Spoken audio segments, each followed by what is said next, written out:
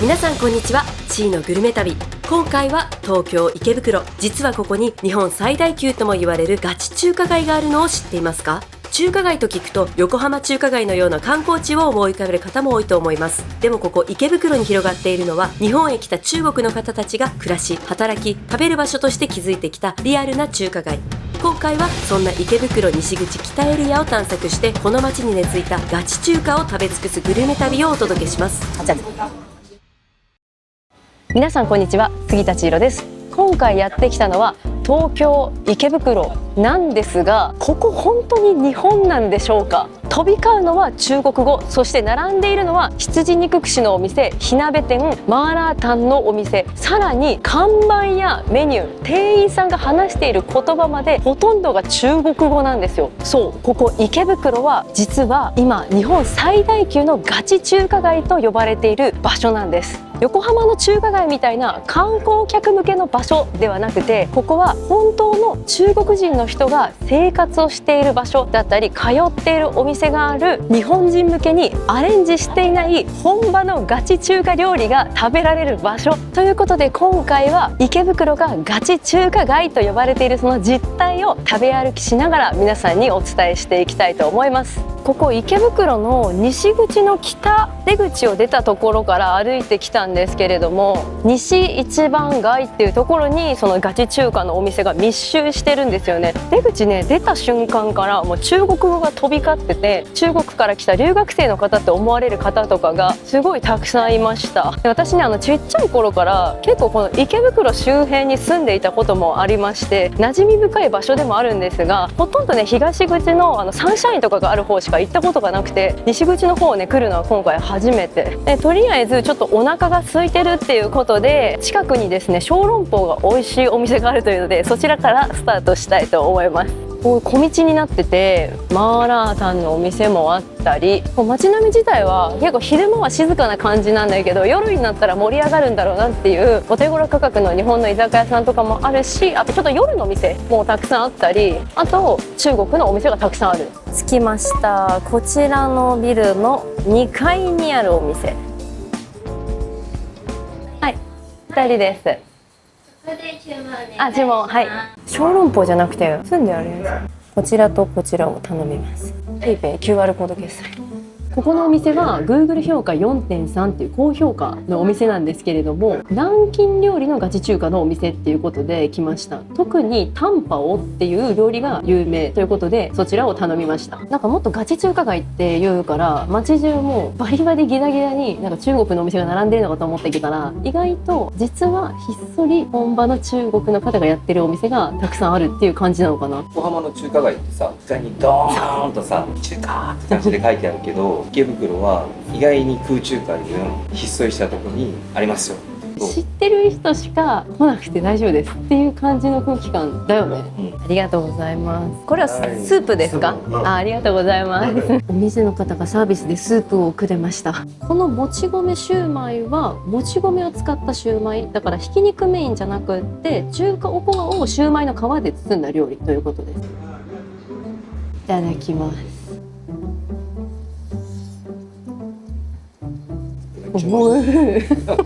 何これ、めっちゃうまいね。ちょっと初体験の味がするわ。もち米の中にゴロッと一つお肉が入ってる。そしてこれを口の中に入れると、もっちりとしたお米の食感と、またそれとは違う皮の食感と、あとコクのある風味が一気に口の中に広がってくる。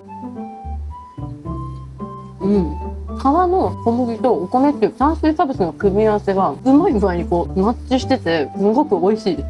このタンパオって料理、見た目は小籠包みたいなんですけど、小籠包とはちょっと違う南京式のタンパオ。皮がねかなり薄くて大量の肉汁が入ってるんだって。甘めの醤油系の味って聞いてるんですけど、どうでしょう。食べてみよう。酢醤油とマーラーを入れて食べる感じなのかな。タンパオって食べたことあったっけな。いただきます。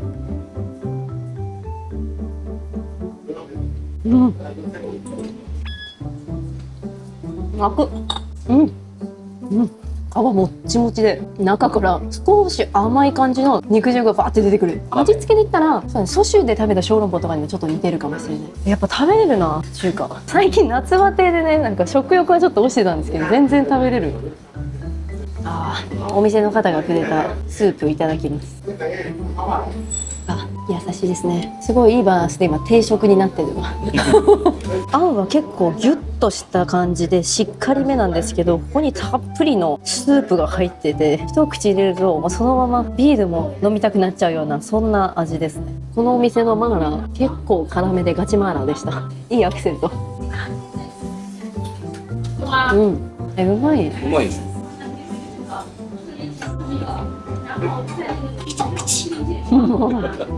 日本の方もね来たらすごい美味しいなと思うと思います。シーフードなんだけどちょっと値段が高い。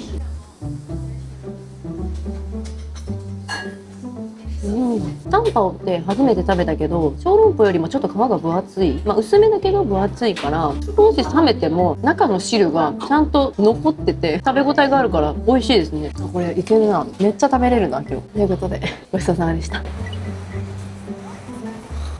池袋西口の駅前にあるこちらのマーラータンのお店は今一番流行ってるチェーン店なんですけれども、今見てたらねもうものの5分間の間にどんどん若い女性が入っていきます。決してすごい安いってわけじゃないと思うんですけど、このマーラータンがなぜ急激に広がっていったのかっていう背景は、ね、若い人たち SNS 映えするっていうその見た目と、あとはヘルシー感があるっていうのと、あと具材を自分の好きなものだけ入れて選べるっていうそのカスタム性っていうのが相まって今若い女性の性を中心に一気に広まっていっているっていうことです。私学生時代の時とかはタピオカとか一気に流行ったりしましたけど、そんな感覚なんですかね。それにしては結構いい値段するなって思いますけどね。今夕方6時ですけど、もうすぐ外に溢れてきちゃうぐらい行列になってる。学校帰りにみんな来てるのかな。次はちょっと中国の食材を買えるスーパーがあるということで行きたいと思います。この間重慶と生徒に行った時に大量に火鍋の素を買ったんですけど、それをね20個以上買ったんだけども全部食べちゃったんだよね。だから火鍋の素を買いに行きたいんですよね。ここがですね結構ローカルなフードコートと、あとスーパーが入ってるビルっていうことで来たんですけども、フードコートの方がタイミング悪く今改装中っていうことで、その上にある食品スーパーに行きたいと思います。ちょっとエレベーターもなんか味ある。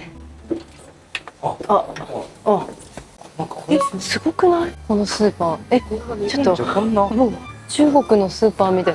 すごい淡水魚売ってます。日本円で表記してあるからすごい斬新。鯉とか淡水だねこれ。エビ売ってるよ。高いでしょ。高い。だってわかんない。だって 100g で990円って書いてあるけど、面白い。伊勢エビ売ってるよ。1キロ1万円1万2000円。で1匹6000円とかで買える。オマールエビとかも売ってる。ただだから1匹5000円ぐらい。ここに 100g756 円。家庭で食べようかなと思ったら全然買えるっていう値段。お魚も日本の鮮魚店のラインナップなんですけど、タチウオとかヤリイカとかぶつ切りで面白い。すっぽん売ってる。すごいね。これ 100g760 円。カニよりちょっと安い。すごいすごい。何でも手に入りますよこれ。これさ、アワビ安くない？結構でかいじゃん。これ1個500円だって。日本だとなかなかっていうか、スーパーでアワビって売ってないですからね。しかもなんかめっちゃ元気なんだけど、ここのアワビ。店内はかなり奥行きがあって広い。中国食品は何でもここで揃いますっていうような品揃えの幅広さ。ここら辺のさ、中華料理のお店とかもここに魚を仕入れに来れるのかな。これでも高い。高い。全然違う。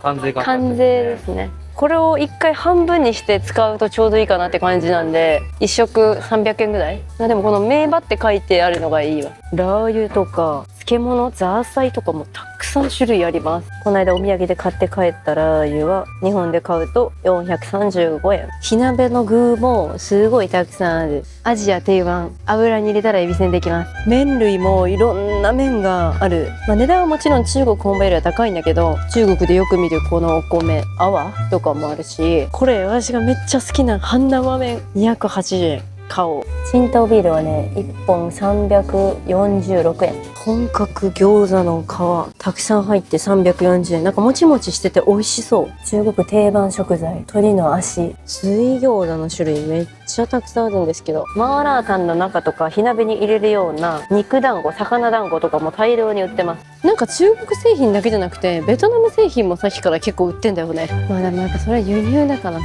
ある程度高くなってしまうのは仕方ない。謎に高級な茶器セット9900円です。中国スーパーめっちゃ面白い。何でも揃うわ。こんな品揃えだったら確かに留学しにこの池袋の地に来ても安心ですよね。何でも買えるもん。一通り見終えたので買い物します。この前重慶で買った時はもっと安かったけど、一袋1000円。こちらも買います。買いすぎじゃない？もう重いよ。これでやめとこう。中国に行って一番好きなお茶です。この火鍋定番食材山クラゲ買ってみよう。日本で手に入るとは。超唐辛唐450円安くない？ラージャーチャーロー。ちょっと買いすぎたんだが5000円って中国現地行くより安いってことで、すごいこの辺り厳格体制すぎない？さっきからめちゃめちゃ警察とかさ警備してる人がいるんだけど、なんか夜になると一気に顔が変わりますね。ザ繁華街って感じ。土地柄に合わせたのか、猫耳とチャイナのチャイニャカフェバー朝までやってます。ガチマーラータンのお店。なんかやっぱ通り沿いにあるお店はもう分かりやすいマーラータンとか多い感じですね。中華街に行くとちょっとよりコアな中国の料理が食べられるっていうような感じなのかな。ここのマーラータンさっき昼間全然並んでなかったけど、夜今8時前、女性ばっかり、もう女性しか並んでない。すっかり夜になりまして今8時前なんですけれども、この辺りで一番有名なガチ中華のお店行きたいと思います。こちらのビルの2階に入ってるお店です。これが湖南料理、魚の頭。店内は平日だけど結構混み合ってます。これとこれは味は一緒ですか？全然違う。全然違う。でこの豚肉の農家風炒め特辛でいいですか、いっちゃって、とあとこのお店の人おすすめの湖南風牛肉炒め激辛瓶ビールです。乾杯。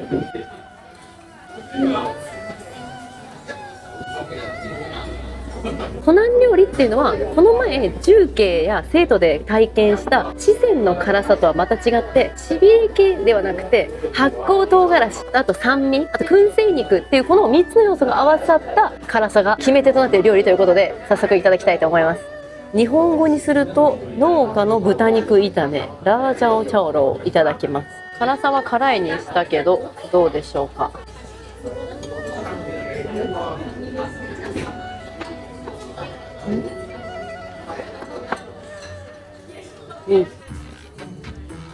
あ、めちゃくちゃうまい。米がうまい。結構味は濃いめ、しっかり辛いんですけど耐えられない辛さではなくて少し塩味があって、あと唐辛子の辛さがバツッとくるような感じで、なんかもうこれはめちゃくちゃ暑い日にご飯と一緒にかき込みたいっていうようなそんな感じの味。食べれない辛さじゃなくて、この前のラージャオチャオロのお店行ったじゃん、チェーン店の。そこに比べたらこっちの方があえて今回特辛を選んだから辛い、うまい。具材は見ての通りの青唐辛子と豚肉がたっぷり入ってまして、そこに唐辛子が合わさってかなりパンチがある一品になってます。量はお値段から考えると若干少ないというか、一人でもペロッと食べられちゃうぐらいの量ですかね。続きまして、こちらが店員さんがぜひ食べた方がいいと言っていた湖南風牛肉激辛炒めです。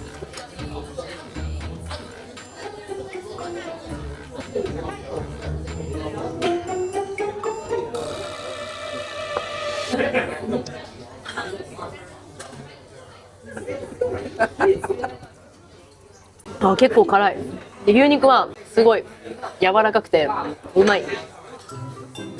これは食べる用の唐辛子ではない。もしかして結構大ぶりに唐辛子がカットしてあるから、飾り系じゃなくて食べる系かなと思って食べたんだけど、めっちゃ辛い。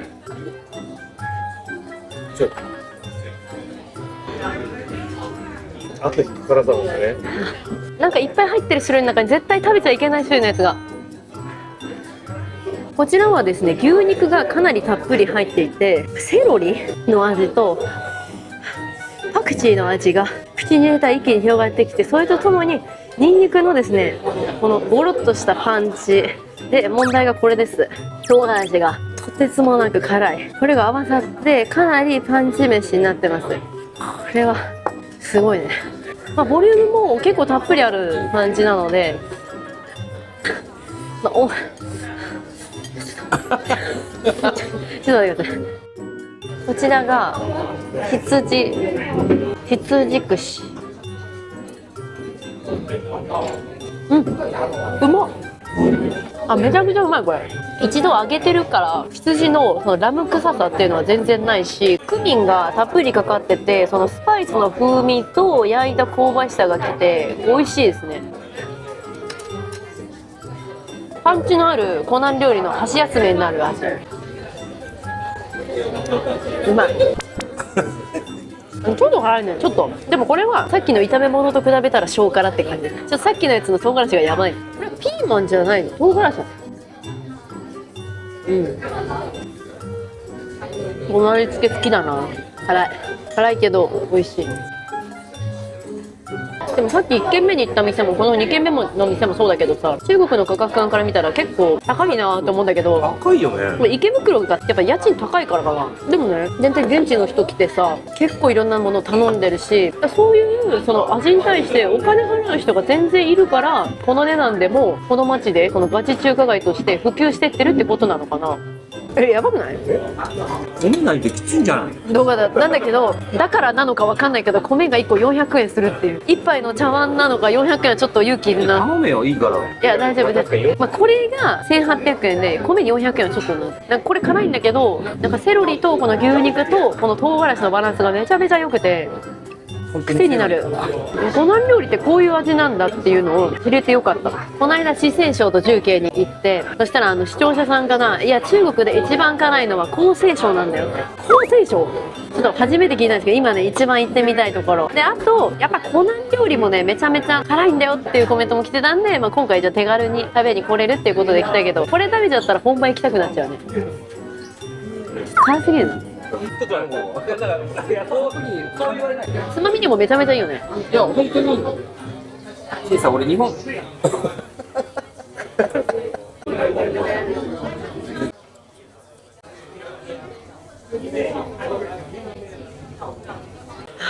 ということで、辛い湖南料理とても美味しかったです。ごちそうさまでした。今日の締めはですね、現地の人しかいないって聞いた結構人気なお店、なんか店舗いっぱいあるみたい。四季香、こちらは中国の東北料理が食べられるお店ということで行ってみましょう。このお店もさ、そんなに安くはないんですよ。でもかなりお客さん入ってる。でね、なんか安いから入ってるとかじゃないんですよね。なんかこの辺りの店がお客さんが入ってるとこはもう中国人の人がめちゃめちゃ入って開店してる感じなんだけど、良さそうじゃないと思っても全然入ってない店がいっぱいあるから二極化してるのかなっていう印象。どこの店もこの謎カットを使ってる。やっぱランチは安い。ランチはさ、今の時間はもちろんないんですけど、全部1000円ちょっとぐらいで食べれるの。さっき街中歩いててもお昼ね、結構食べ放題で1000円ちょっとですみたいな店がめちゃめちゃいっぱいあったんですよ。で夜になると大体一品が1500円から2000円ぐらいになるみたいな、本場の中華をコスパよく体感したいなっていう人はお昼の時間帯に来たら結構いいかもしれない。バイキング形式の店もあるし、はしごしてもそんなに高くない。羊串いただきます。めっちゃうまくない？この方がさっきの店よりジューシー。うまい。全然臭さないじゃん。脂身が結構多くてとろけるような感じの味。美味しい。日本ってラムうまい？まさか。可能性あるね。だからさっき中国系の羊肉のお店、北海道直送って書いてあったもん。まあ確かに羊はいっぱいいるのかもしれない。ただ辛くないんですけど。そう辛くないよ、ここは。パンチの問題だよ。うまい。これ間違えて牛食べたってことないかな。羊だよね。だって本当に羊感ゼロだったの。こちらは牛です。カリカリ系ですね。美味しいんだけど、私が中辛にしたせいか、もはやもう辛さがゼロですね。ゼロだな。東北料理って辛くないんだよ。北京で食べたマーラーの火鍋とかもそんなに辛くなかったし、やっぱちょっと感覚がおかしくなっちゃってるから、北京と天津もそうですよ。なら辛い料理じゃなくって、どっちかっていうとなのかもしれない。どっちかっていうと辛くない。どういう料理なんですか、東北料理？やっぱ羊肉とか。特徴はあっさり。あっさり。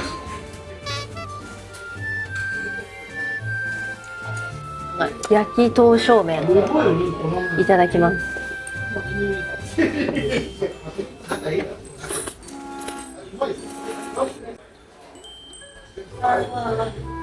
もっちもち。日本の焼きそばとは全然違うし、見た目は若干焼きうどんっぽい感じもするんだけど、味自体はやっぱりちょっと異国の料理感がするというか、癖ゼロの少しほんのり甘い焼きそばって感じで、刀削麺がもっちもちだから食べ応えはかなりあります。量がね多いから1200円ぐらいだったと思うけど、これは結構多いですね。香ばしいよ。多分中華鍋でバーって炒めて作ってるから、家庭ではちょっと作れない。これは緑豆じゃない可能性が。これは緑豆じゃないよ。あ、小麦だ小麦。後ろが小麦粉の皮。ジピンゴーズ来ました。この前中国で食べたのとはちょっと違うね。中にレタスとかソーセージとか入ってる。見た目はすっごく美味しそう。いただきます。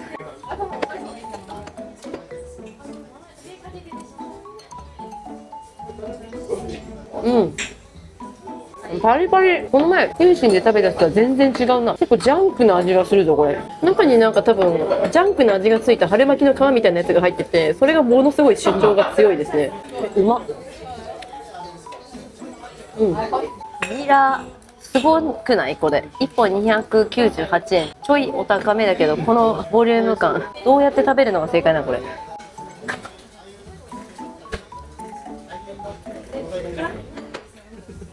ニラですね。ニラはニラのままですか？ニラだからさ。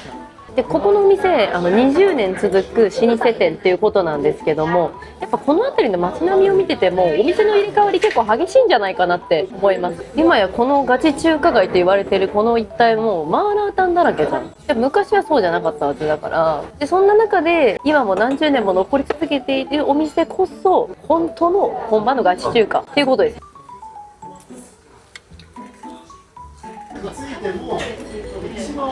もうお腹いっぱいになってきちゃって。掃除機ですよね。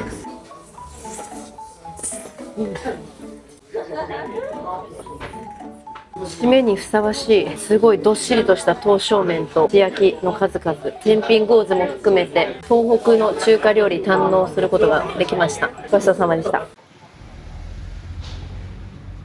続きましてマーラータンを食べに行きたいと思います。すごいね、夜の時間帯に行列ができてたマーラータンのお店があって、そちらにお昼今1時半ぐらいなんですけど、ちょっとずらして来てみました。ちょっと並んでますね。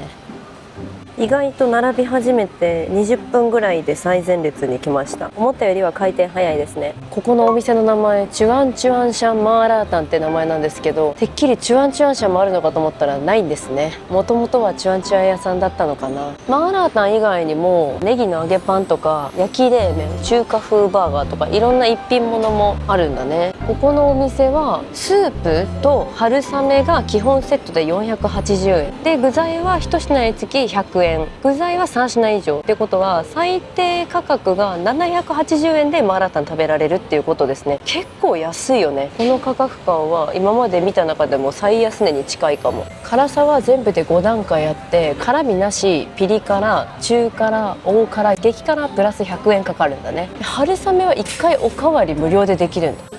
あ、はい、待って25分で入店できる。具材の種類めっちゃいろいろある。全部100円なんだね。春雨以外にこういう麺も入れられるようになってます。野菜類もあるし、肉もあるし、魚卵団子とかきのこ系とか何でもあるで。これ全部100円ってことでしょ。卵入りラーメン、ベビーコーン好きです。肉結構高いね。これで100円。マーラータンってよ、これ一粒で100円ってどう思います？これで OK。 これにしました。春雨はどれが一番人気ですか？これです。あ、じゃあこの細いやつで。この前夕方ぐらいに通った時はガラガラだったんで、空いてる時間帯に来たい人はそのぐらいの時間に来た方がいいかもしれないですね。ちょっとずらしてきたつもりなんだけど、混んでる。90% 女性っていう感じ。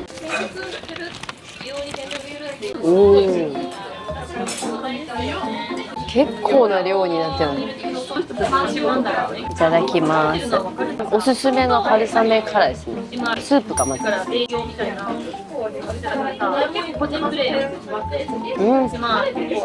美味しいけど辛さは中辛とほぼないみたいな感じかな。中辛の辛さで辛ラーメンより辛くないって感じかな。大辛もちょっといい？プラス100円でした激辛の辛さはどうでしょうか？一緒ですね。重慶マーラーだみたいなやつだと思うんだけど、それを入れてる量がこっちの方が多いから多少ピリ辛だけど種別は変わんないから、これだとほぼ辛さ感じられないと思うんで、まあ辛いのがいい人は一番辛いにした方がいいかもしれない。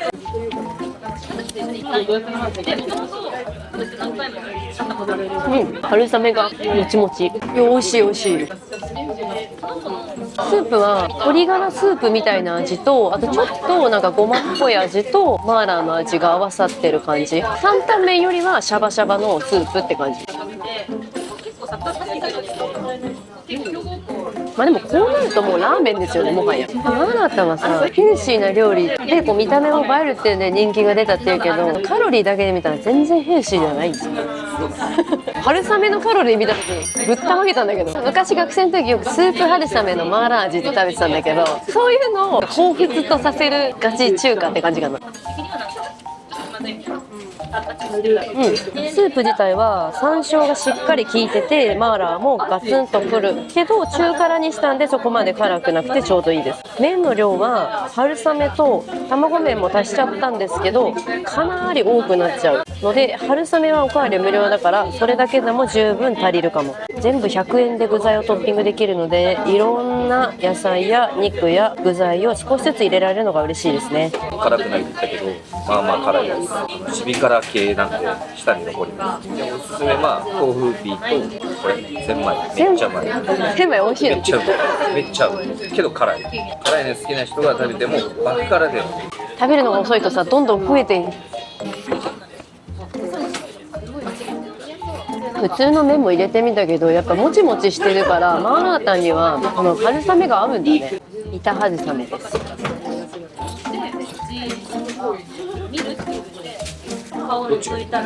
細いのの方が食べやすいな。すごいすすりづらいな。玉です。中にプチプチしたのが入ってて美味しい。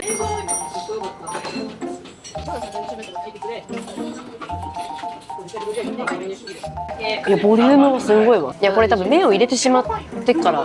マーラータンは中国四川省が発祥の地とされ、やっぱ楽さんなんだね。最初に作ったのは船頭。手当たり次第に野菜や食材を集め、山椒の爪、漢方と一緒に煮込んで食べた。それが中国全土に広がって、現在ではヘルシーで美味しい料理として親しまれています。ピリ辛ちょうどいいですね。鍋辛すぎんじゃない？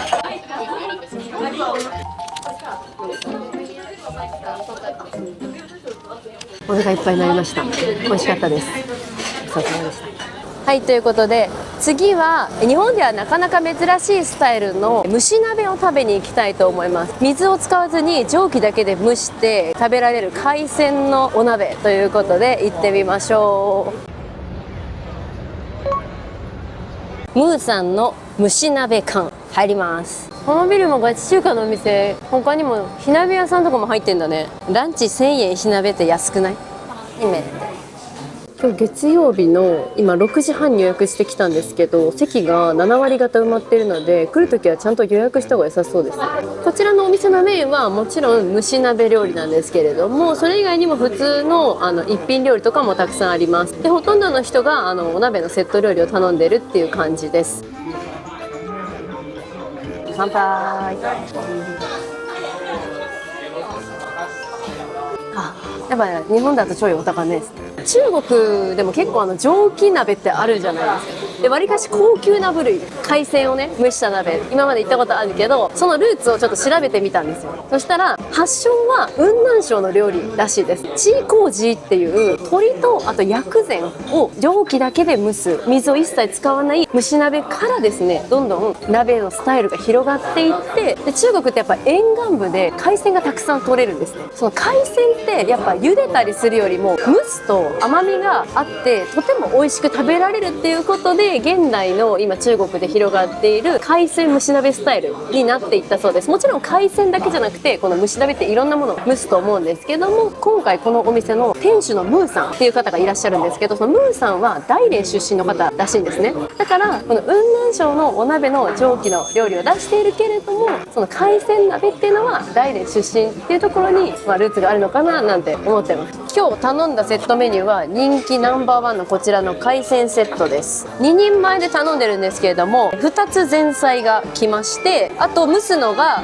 つぶ貝とホタテと牡蠣、アワビ、渡りガニがついてるんですけど、この渡りガニのサイズが今日大きいみたいでプラス1000円かかるっていうことでした。であとこっちのね3つの中から1個選べますっていう海鮮が車エビ 250g かシャコ 250g かちっちゃいハタっていうことだったんですけども、車エビを選びました。そしたら車エビは今日プラス500円かかるっていうことでセットで1万500円になっております。そんなに高いわけじゃないんじゃないかなって思います。セットとは別に単品で海鮮頼むこともできるんですけど、やっぱシャコ、渡りガニ、車エビは結構高価格帯なんですね。セットで選べるものの中にハタあるんですけど、私たち釣り人なのでね、今回エビ選びました。よかったら釣りのチャンネルも見てください。高級価格帯だとロブスターと伊勢エビもあります。めっちゃ高いね。魚の鍋も結構安くて、タイとかスズキとか1人前3000円ちょっとぐらいでこうセットも頼めるわけですね。これが一応名物なんだよね。雲南蒸気石鍋魚、これね要予約ってなってました。動いてる、さばかれてるのに動いてる。店内で聞こえてくる言葉が今のところ 100% 中国語なんです。だから7割ぐらいかなと思ったら 10割中国の方ですね。前菜砂肝、辛っ。さ鶏の嫌な辛でも下味がめっちゃうまいね。めっちゃつまみもガチ中華でしたね。こっちピクルスみたいな。これはもう箸休め的な。おお、びっくりした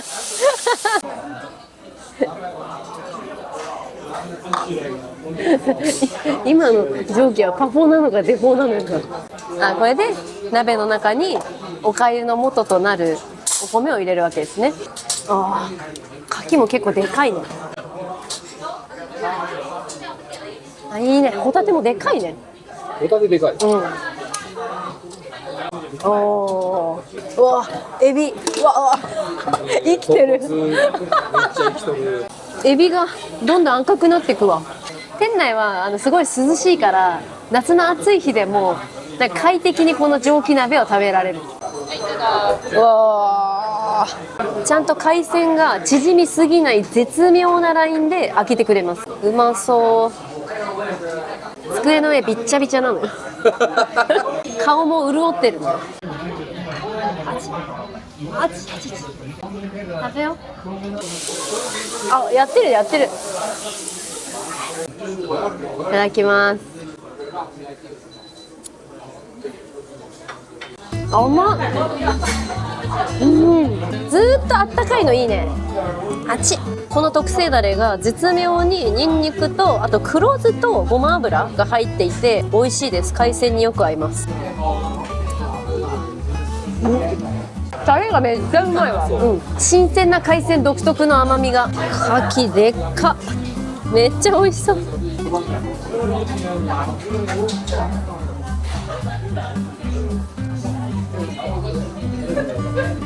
中国の牡蠣も大ぶりで美味しいんだけど、しっかり日本の牡蠣もちゃんと美味しいな。アワビはやや小ぶりですけどすごい新鮮な感じします。いいの、どんどん入っちゃうんだけど。もうなくなっちゃう。うまっ。歯ごたえが半端ない。蒸していることによって海鮮の旨味がギュッと短い時間で閉じ込められている感じなので、口の中に入れた瞬間に美味しいところだけがふわっと広がっていくような感じですね。このね羊串も頼んでる人が多かったんで頼みました。1本290円、結構大ぶり。辛い、うまい。羊肉結構ジューシーでクミンの香りがしっかりくるんだけど、それよりも結構辛さが際立ってます。構うまい。めっちゃうまいね。他の料理も多分全部うまい。羊界の中でもまあまあ上位にランクインする美味しさですね。ここ最近で一番うまいよ。うまいよね。ホタテもでっかいんだよ。すっごいこれ。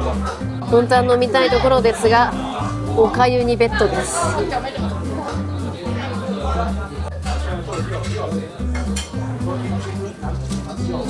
うまい。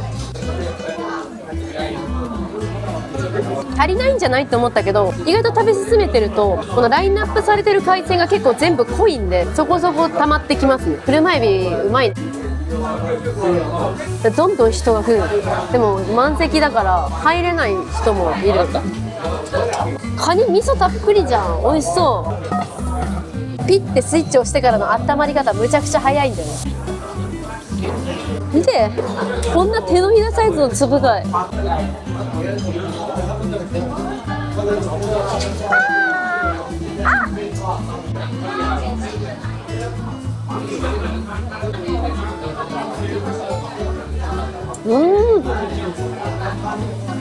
すんごい弾力。鮮度が良すぎてゴリゴリで、噛めば噛むほどうまみが。粒貝にここまで甘さを感じたのは初かもしれない。ラストのカニ、いただきます。何もつけないで食べよう。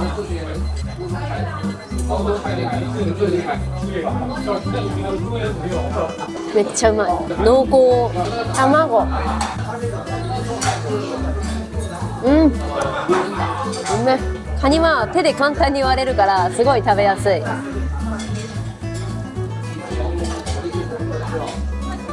食べやすいね。甘いね。身もぎっちり入ってるし、殻自体も柔らかいからガシガシ食べて、まあまあ反抗した米たちが。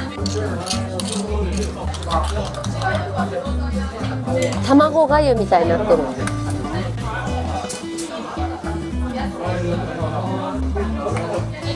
海鮮蒸し鍋の最終形態、おかゆです。貝の汁を積極的に落とすとかしてちょっと海鮮の味するようにやったけど、どうかしら。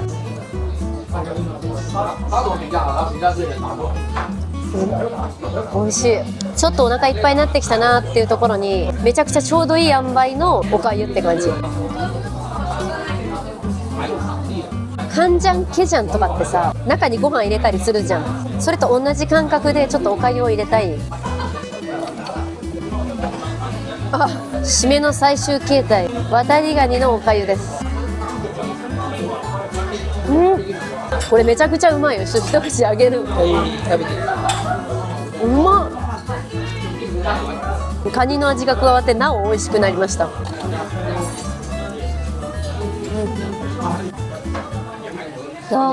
海鮮のボリューム自体はそこまでないかなと思ったけど、実際食べてみると濃厚な新鮮な海鮮だったので食べ応えはありました。で、最後にちょっとおかゆを食べることでかなりいい感じに締まります。ぜひおすすめなお店だなと思いました。またちょっとリピートで戻ってきて別のもの頼みたいなって思ってるぐらい美味しかったです。ごちそうさまでした。続きまして本格重慶火鍋を食べに行きたいと思います。重慶で食べた火鍋、日本で食べたらどんな感じなんでしょうか。行ってみましょう。このビルなんかいろんなものが入ってるね。日本のお店ありますか？火鍋、ラオ火鍋って湖南料理の店もあるし、一人火鍋の店もあるし、1階はマーラー魚みたいな。で、私たちの行く火鍋店は4階にあって、空いてある。店内重慶本場に来たみたいな作りしてます。スープは1種類でも2種類でも3種類でも値段はそんなに変わらないんですけど、せっかく重慶火鍋なので1種類辛いスープでいきたいと思います。この9個の仕切り欲しいよね。特辛頼みたいと思います。重慶で本場の辛さを体感しましたが、こちらのお店の辛さはどうなのか楽しみです。タレ料金が1人330円、結構高めですね。だから鍋底と調味料合わせて、3000円ぐらい、1人1500円ぐらいかかるようなイメージ。何人かできたらもうちょっと安いけどね。日本ではあんまないんじゃないかな。カエルの足とか豚の脳みそとかもあります。重慶や四川料理の一品料理もたくさんあるんだけど、安くて1300円ぐらいですけど、だいたい2000円ぐらいで結構お高め。これで今もう7000円ですかね。注文。日本だとやっぱ火鍋屋さん行くと1人5、6000円は全然いっちゃうね。安すぎるんで、中国が。デザートがなんかすっげえうまそうなんだけど、かき氷美味しそう。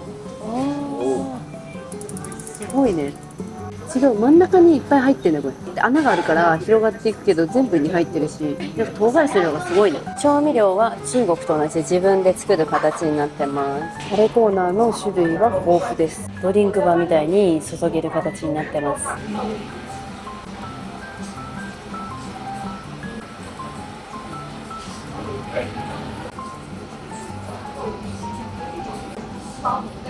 ニンニクたっぷりのごま油のタレとごまだれのタレ両方作りました。グツグツしてきまして、湯気が顔の方に来るとめっちゃ辛いです。柔らかい豚肉。これさ、仕切りがついてるとどこに何入れたか忘れなくていい。そうそう。千枚。日本だとね、なかなかないんですよ。焼肉屋さんとかしかないんじゃないかな。じゃあこちらの千枚ゾーンにします。湯気がめちゃくちゃ辛いんじゃない？これ多分もう5秒でいける。もういけますみたいな。待って、よりによって一番唐辛子が入ってるとこ入れちゃったよ。エビダンは煮詰まって大丈夫だから真ん中に入れよう一番。おー、エビ団子大好き。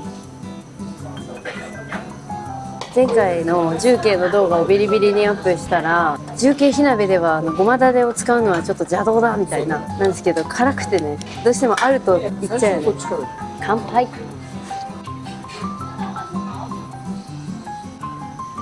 や、やっぱね、瓶直の方がうまく感じますけどね。柔らかい豚肉って美味しそうだね。結構分厚いやつだね。これなんかおすすめに入ってた。いただきます。うん、柔らかくてうまいね。汁もそんなに辛くないんだよ。うま辛って感じなんですけど、なんか懐かしい。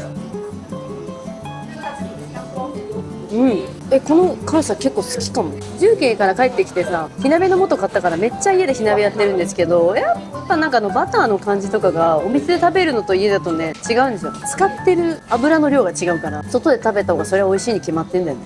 千枚です。あ、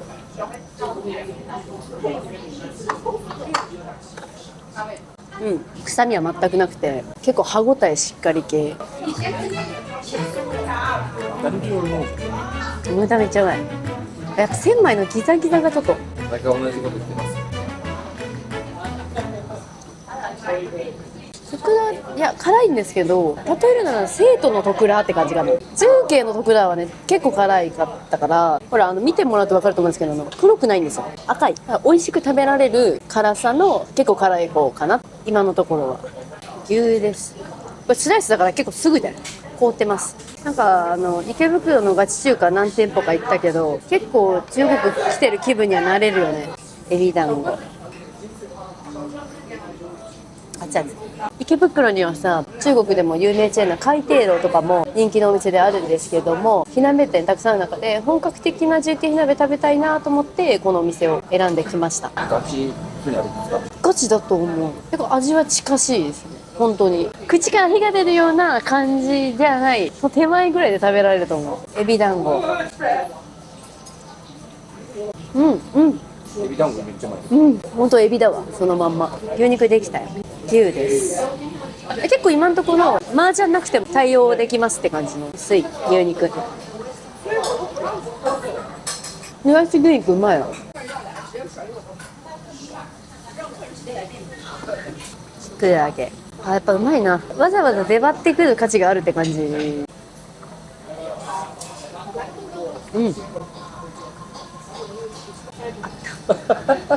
やったわ。大丈夫。麻雀の出番が来た。地味なところで煮立ってしまった。じゃがいも。うんうん。じゃがいも美味しい。辛い。最初はあんまり辛くないかなと思ったこちらの汁ですが、時間が経ってくるとしっかり辛いです。豚肉柔らかくて結構気に入りました。これはねおすすめです。歯茎が辛い。鍋も後半になってきて煮詰まれた食材がいっぱいになってきました。辛いです。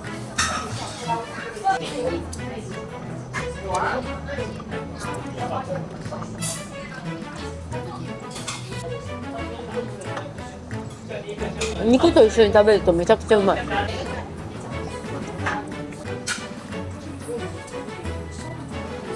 辛い時にビール飲むのってね、逆効果なんですよね。飲むけどうまいから。本当にほぼエビって感じですごく美味しいです。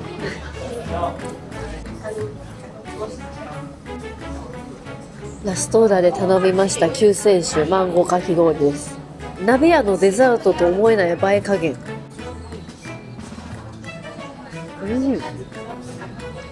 めっちゃ舌にコーティングしてくれる濃厚なかき氷のおかげで今辛さを一瞬で消し去りましたね。上ココナッツクリームだ。結構ねっとりしてるクリームがかかっててコーティングされてるので、一口食べれば辛さを忘れられるデザートになってます。